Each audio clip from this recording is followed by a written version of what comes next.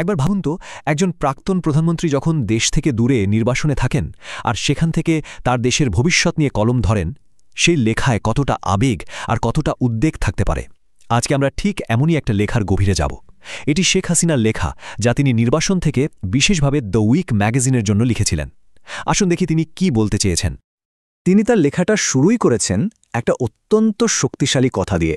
বলছেন, ভয়ের মধ্যে গণতন্ত্র বিকশিত হতে পারে না, এবং আমি যে বাংলাদেশকে চিনি তা ভয়ের উপর নির্মিত হয়নি। এই একটা লাইনই কিন্তু পুরো লেখার সুরটা ঠিক করে দেয় আর বুঝিয়ে দেয় তার উদ্বেগের জায়গাটা ঠিক কোথায়। তো বর্তমানের অভিযোগগুলোয় যাওয়ার আগে চলুন শেখ হাসিনার চোখে একবার দেখে নিই, তিনি যখন ক্ষমতায় ছিলেন তখন বাংলাদেশের ছবিটা কেমন ছিল। তার ভাষ্যমতে দেশটা তখন কোন দিকে এগোচ্ছিল। তিনি তার সময়ের কিছু সাফল্যের কথা তুলে ধরেছেন, যেমন অর্থনৈতিক প্রবৃদ্ধি, নারীর ক্ষমতায়ন, দারিদ্র্য কমে আসা, এইসব। কিন্তু এখানে একটা ইন্টারেস্টিং ব্যাপার আছে। তিনি এইসব সাফল্যের কৃতিত্ব কিন্তু কোনো রাজনীতিবিদকে দেননি। তার মতে এর আসল দাবিদার হল বাংলাদেশের সাধারণ হার্ড ওয়ার্কিং মানুষ। কিন্তু এই অগ্রগতির ছবির ঠিক পরেই তিনি একটা বেশ অন্ধকার অধ্যায়ের কথা বলেছেন।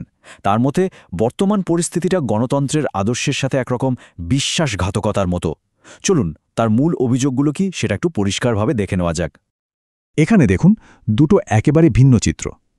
একদিকে তিনি বলছেন তার সরকারের সময় অর্থনৈতিক আর গণতান্ত্রিক উন্নতি হচ্ছিল, আর অন্যদিকে অন্তর্বর্তীকালীন সরকারের বিরুদ্ধে তার অভিযোগ গণমাধ্যমের মুখ বন্ধ করে দেওয়া, রাজনৈতিক মিত্রদের জেলে পাঠানো আর বিরোধীদের ভয় দেখানো। মানে তার কথায় পরিস্থিতিটা যেন একেবারে উল্টে গেছে। এই পর্যায়ে এসে তার সমালোচনার সুরটা কিন্তু আরও তীব্র হয়েছে। তিনি একদম সরাসরি বলছেন, বাংলাদেশ এখন একটি জবাবদিহিহীন অভিজাত গোষ্ঠীর দ্বারা শাসিত হচ্ছে, যারা গণতন্ত্রের প্রতি কেবল মৌখিক সমর্থন জানাচ্ছে। এটা কিন্তু খুবই গুরুত্বপূর্ণ একটা অভিযোগ। কিন্তু তার অভিযোগ এখানেই শেষ না।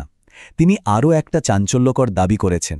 তার মতে পর্দার আড়ালে এমন কোনো শক্তি কাজ করছে যারা আসলে দেশটাকে নিয়ন্ত্রণ করছে, আর সরকারি নেতৃত্ব সেটা নাকি কেবল একটা মুখোশ। এই দাবিটা স্বাভাবিকভাবেই একটা বড় প্রশ্ন তুলে দেয়। যদি সরকার নিয়ন্ত্রণে না থাকে, তাহলে প্রশ্ন হলো দেশটা আসলে চালাচ্ছে কে?